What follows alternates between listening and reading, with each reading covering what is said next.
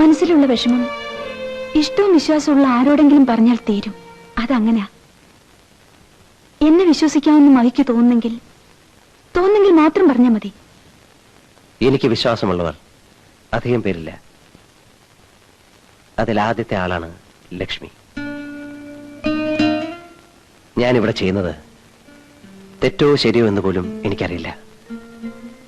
I M in total confusion. എന്താണ് confusion എന്ന് എനിക്കറിയാം.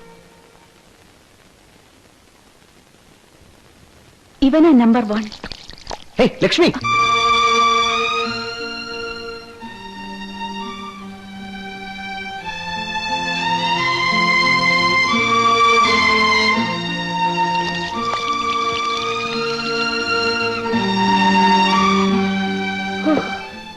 ഒരു കൺഫ്യൂഷൻ തീർന്നു.